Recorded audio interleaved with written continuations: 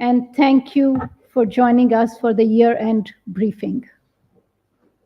Let me begin by extending season's greetings to you and your families and our best wishes for 2024.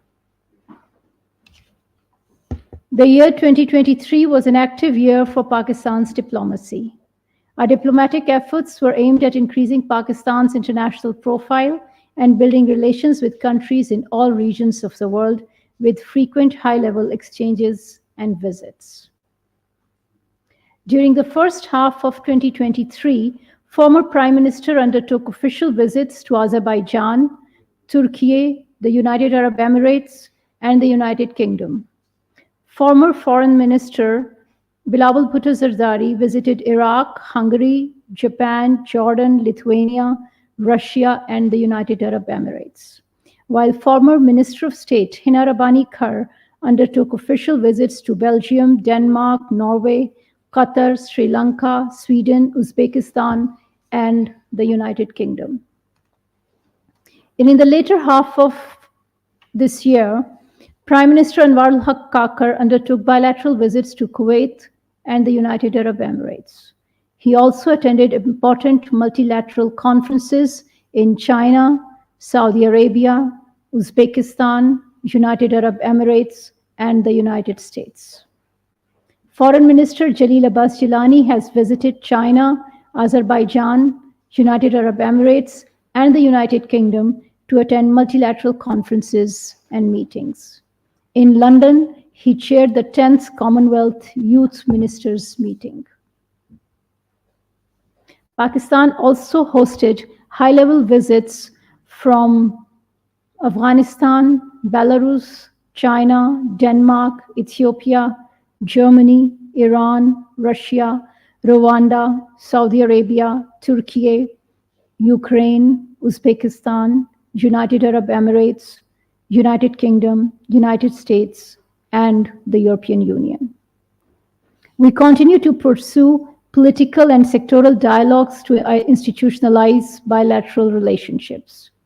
Bilateral political consultations were held with Australia, Azerbaijan, Belgium, Brunei, Bulgaria, China, Denmark, Finland, France, Georgia, Iran, Ireland, Japan, Kazakhstan, Malaysia, Mexico, Netherlands, Norway, Poland, Portugal, Russia, Spain, Sweden, and Turkey. Pakistan continued to pursue active multilateral diplomacy in 2023.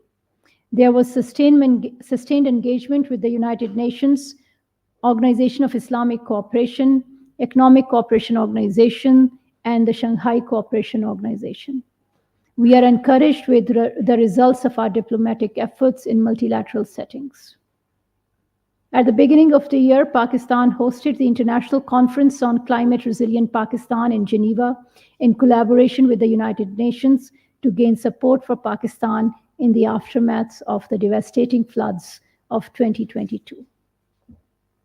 In September, Foreign Minister chaired the 10th Commonwealth Youth Ministers meeting in London, and in October, Pakistan assumed the chairmanship of SCO Heads of Government meeting. In view of our enduring commitment to inclusive multilateralism, Foreign Minister of Pakistan attended the SCO Council of Foreign Ministers held in May in Goa, India. Pakistan also made a formal request to join BRICS. We hope that BRICS will move forward on Pakistan's request in line with its commitment to inclusive multilateralism. Pakistan won elections of several important multilateral bodies and institutions. These included membership of United Nations Economic and Social Council, ECOSOC, Executive Board of UNESCO, Executive Council of International Oceanographic Commission, Executive Council of OPCW, Vice Chair of UNESCO Executive Board, and Chair of the Conference of Parties of the Chemical Weapons Convention. We continue to reinforce our traditional partnerships with China, Turkey, Saudi Arabia, and the wider Islamic world. These relationships are based on mutual trust and friendship and characterized by a tradition of robust dialogue and exchange of bilateral visits. Pakistan and China reaffirmed commitment to China-Pakistan Economic Corridor, which completed 10 years in 2023. Bilateral engagement and cooperation remained robust. The two countries held bilateral consultation mechanisms on consular, maritime affairs, counterterrorism, arms control, and nuclear proliferation. Relations with Turkey continue to advance with high-level exchanges and cooperation. A significant outcome this year was the culmination of the Milgem-class corvette project initiated in 2018. Under this project, 4 corvettes were built jointly for Pakistan Navy, symbolizing close partnership between Pakistan and Turkey in defense production. In May, Pakistan and Turkey ratified the Trade and Goods Agreement, presenting an opportunity of great potential in economic domain. Pakistan and Saudi Arabia continued to maintain high-level dialogue and engagement. In 2023, several important understandings and agreements were reached to bolster bilateral trade and investment, especially in energy and IT sectors. The two sides signed the agreement on the Road to Makkah project to facilitate the Hujjaj from Pakistan with the shifting of immigration and customs clearance processes during the Hajj session from Saudi Arabia to Islamabad. With the establishment of SIFC, economic cooperation and engagement with GCC countries gained momentum, especially in the domain of energy and information technology. Pakistan and GCC agreed to conclude free trade agreement, which will be the first such free trade agreement concluded by GCC with any country. Relations with the United States continue to advance. In addition to exchange of high-level visits and meetings, the two countries held the 9th TIFA Ministerial Council and dialogues on climate change and environment, health, energy security, counterterrorism, and defense. Pakistan-Russia relations maintained a positive trajectory as the two countries exchanged several high-level visits. Intergovernmental Commission on Trade, Economic, Scientific, and Technological Cooperation and bilateral political consultations were also held during this year. Our region remains an important focus of our foreign policy.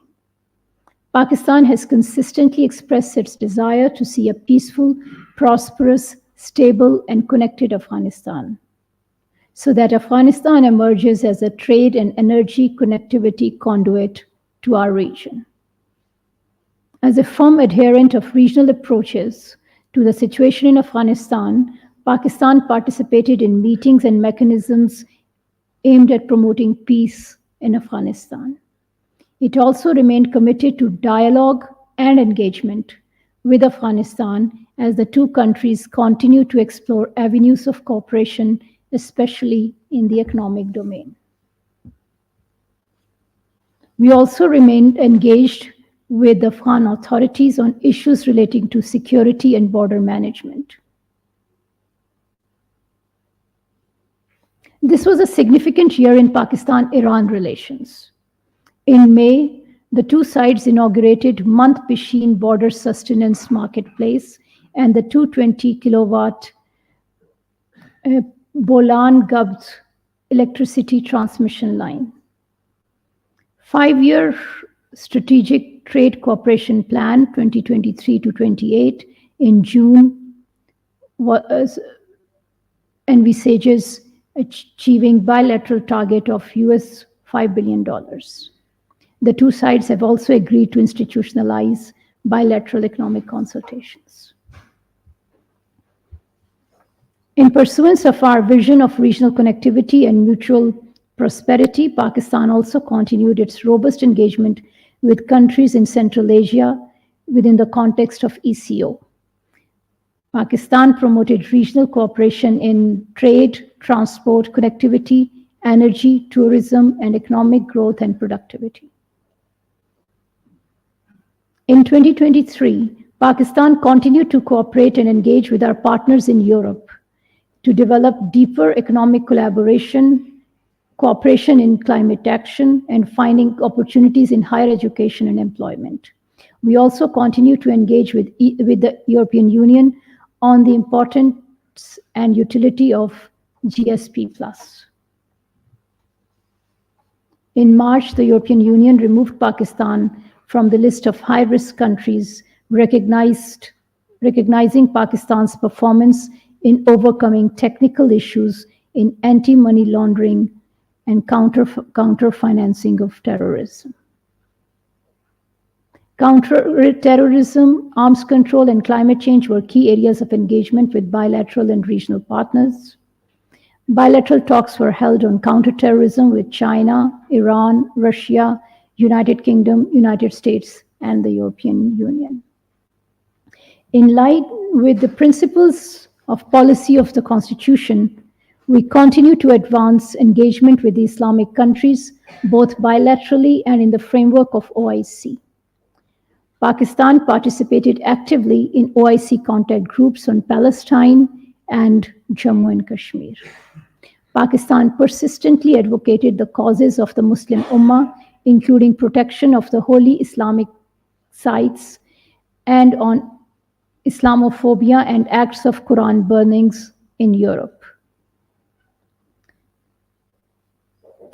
Pakistan also continued to advocate for the Palestine cause and supported international initiatives calling for an end to siege in Gaza and provision of immediate and humanitarian assistance to the Palestinian people. Pakistan also sent humanitarian supplies for the people of Gaza.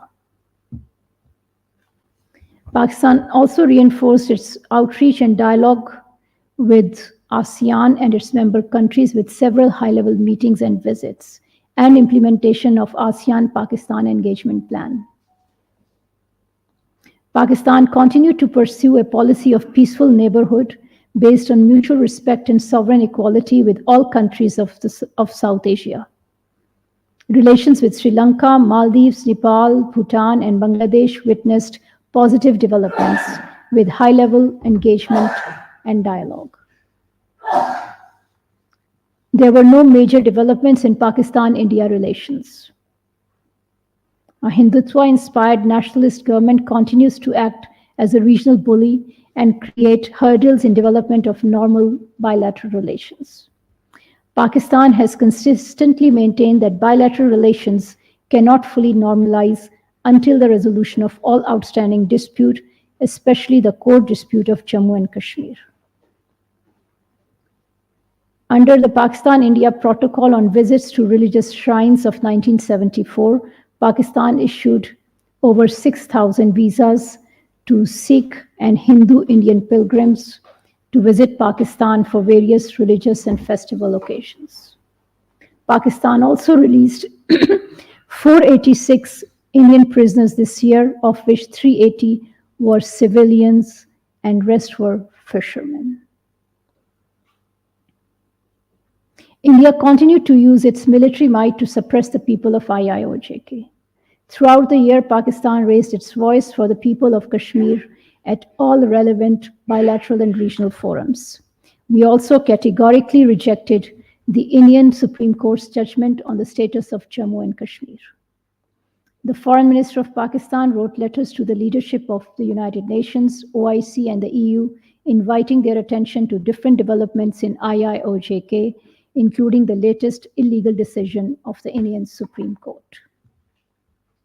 The Organization of Islamic Cooperation consistently expressed support for the Kashmir cause.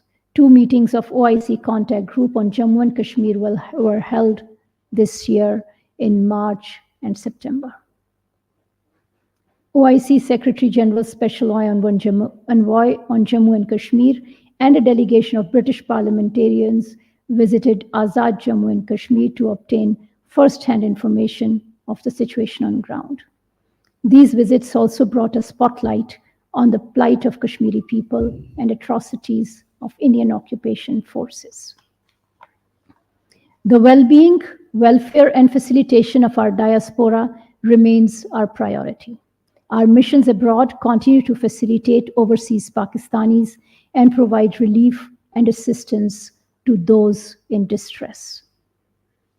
In 2023, several measures were taken to move towards automation for effective and responsive service delivery for overseas Pakistanis.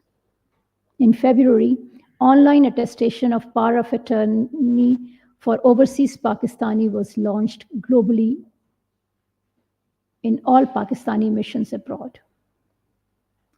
In March, Pakistan ratified the Apostille Convention. The government of Pakistan has started accepting apostille documents issued by contracting parties to the convention. Pakistan's embassy in Khartoum, supported by our missions in Jeddah and Cairo, safely evacuated 1,500 Pakistanis in May and June 2023. Similarly, 68 Pakistani residents were safely evacuated from Niger in July 2023. Our relevant missions also coordinated with the local authorities in Italy, Greece, and Libya to rescue Pakistanis aboard capsized migrant boats and to repatriate dead bodies. The Ministry of Foreign Affairs and Pakistani missions abroad will continue to promote Pakistan's external relations and protect its interests at the global level. Thank you.